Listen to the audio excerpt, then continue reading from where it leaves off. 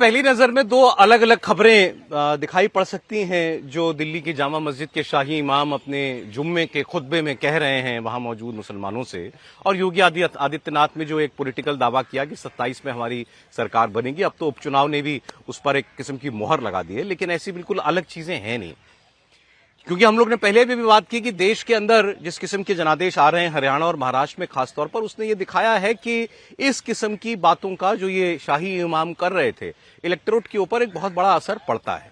इसलिए महाराष्ट्र के वोट को बहुत लोग हिंदू वोट कह रहे हैं, हिंदुत्व पर पड़ा वोट भी कह रहे हैं। अब वो क्या कह रहे थे? पहले तो ऐसे लोगों की पिछले 10 साल के अंदर पूरी तरीके से इनकी कॉन्स्टिट्यूएंसी खत्म सी हो गई थी, वरना इन लोगों के बयान रोज सुर्खियों में रहते थे। इनसे मिलने के लिए बड़े बड़े नेता लाइन लगाकर जाया करते थे।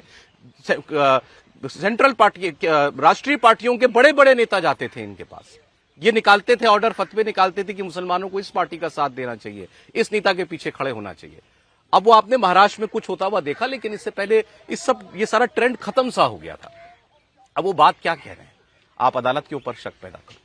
उन्होंने कहा कि राम मंदिर के फैसले में पहली बार हिंदुस्तान के अदालती इतिहास में ऐसा हुआ कि फैक्ट्स के आधार पर नहीं, सबूतों के आधार पर नहीं, बल्कि मेजॉरिटी की भावनाओं के ऊपर फैसला दे दिया गया। और वहीं से ऐसे लोगों को जो है हौसला उनका बढ़ गया जो अब अलग अलग मस्जिदों में जाकर वो दावे कर रहे हैं। फिर मोदी को कटघरे में खड़ा करो कि नरेंद्र मोदी आपके होते हुए ऐसा कैसे हो सकता है, और जो लोग यूपी में ये सब करा रहे हैं वो आपके दोस्त कैसे हो सकते हैं। उन्होंने नाम नहीं लिया, लेकिन कहा कि मैं इशारों में कह रहा हूं, समझ जाइए। शायद वो योगी जी की ओर इशारा करना चाह रहे थे, जिनको भी आपने सुना है। लेकिन ऐसा करके वो अपना भला कर रहे हैं क्या? ऐसा करके जो उनका पॉलिटिकल एंड हो सकता है कि हम किसी तरीके से बीजेपी को हटाएं या कमजोर करें, कहीं उसका उल्टा ही तो वो लोग नहीं कर रहे हैं। अभी बोल रहे थे ये शाही इमाम साहब जामा मस्जिद में। देखिए सौरभ जी, एक तो ये कि शाही इमाम और ऐसी चीजें ये मुसलमानों के लिए अपना उनका तरीका हो सकता है सम्मान प्रकट करने का। बस एक चीज, आप मस्जिद में बोल रहे हो, मैं इसीलिए कह रहा हूं कि देश के संविधान में इसका कोई अलग से कोई महत्व नहीं। अब सवाल यह है कि वो मुसलमानों के लिए जो बात कर रहे हैं, क्या वो देश के संविधान की मूल भावना के विरोध में जाती है, क्या उसके प्रतिकूल जाती है? तब वहां मुश्किल है। अगर वो सिर्फ मुसलमानों के लिए कोई बात कर रहे हैं जो पूरी तरह से धार्मिक है, चलो आज नमाज के बाद की बात करनी है, वो ढेर सारी बातें करते हैं, उनको करना चाहिए। लेकिन अगर वो संविधान की भावना के प्रतिकूल जा रहे हैं, और इस देश का लोकतंत्र इसीलिए वाइब्रेंट है, इसीलिए लगातार किसी को भी भ्रम हो कि फलाने का लोकतंत्र हो गया, फलानी पार्टी हो गई, फलाने, ऐसा नहीं होता है। ये पूरी तरह से जनता तय करती है कि ये व्यक्ति है जो आज के समय में ठीक रास्ते पर चल रहा है, देश को आगे लेकर जा रहा है।